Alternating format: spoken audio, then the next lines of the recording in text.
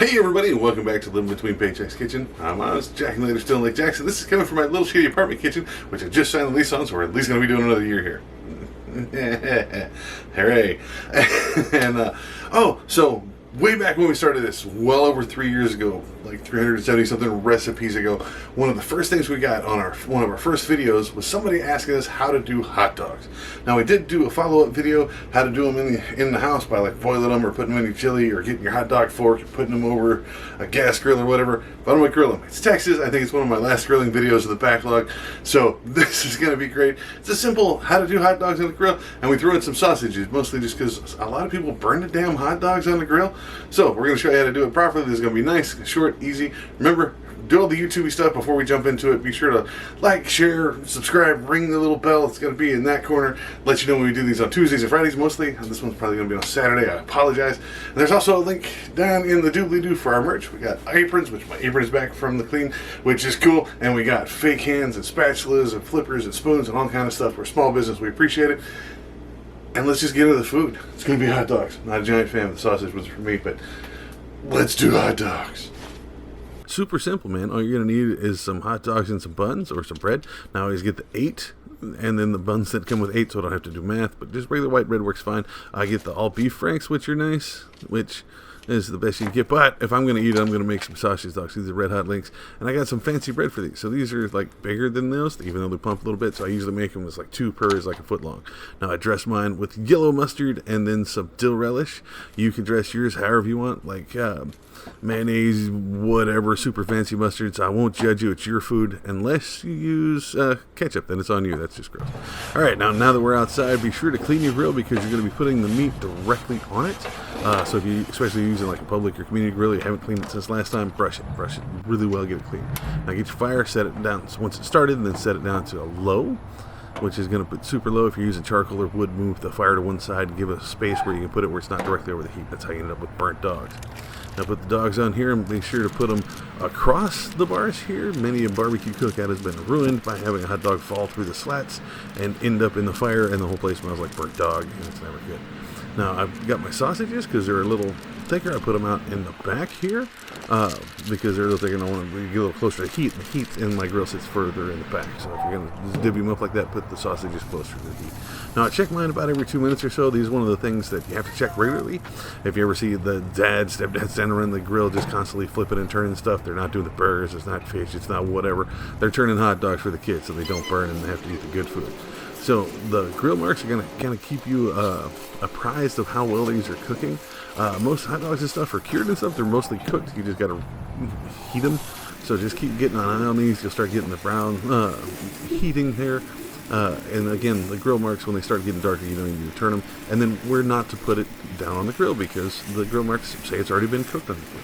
So just keep turning. You'll have an eye on your hot dogs when they're getting close to ready because they'll start to blister and start rolling up like that. Like putting them in a microwave, which is another way to cook these, but not outside. Like I started moving some of my more well-cooked sausages away from the heat and rolling those dogs closer to them. You see how close they're getting. You always get that one test wiener where it's burnt, where the one weird cousin's going to eat the damn thing when it crunches and is gross and shit.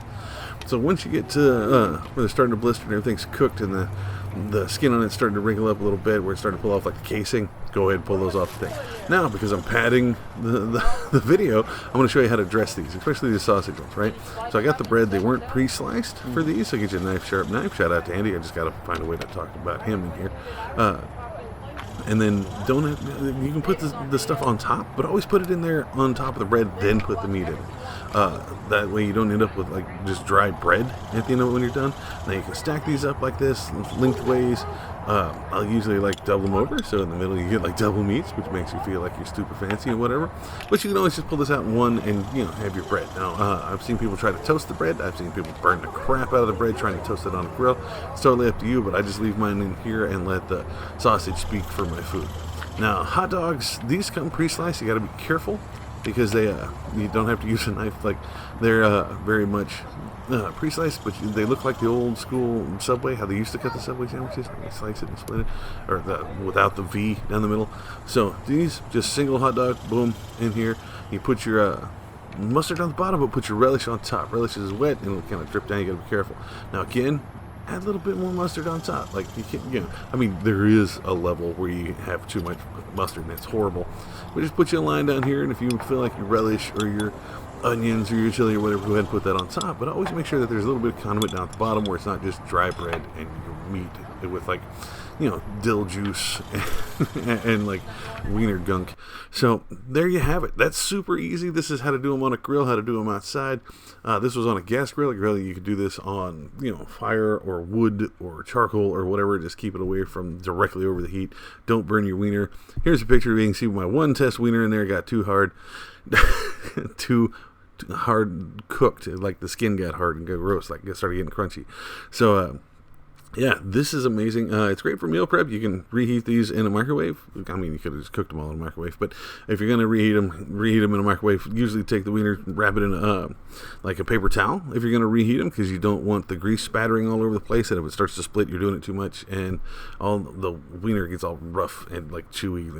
It's hard to chew on the wiener like that.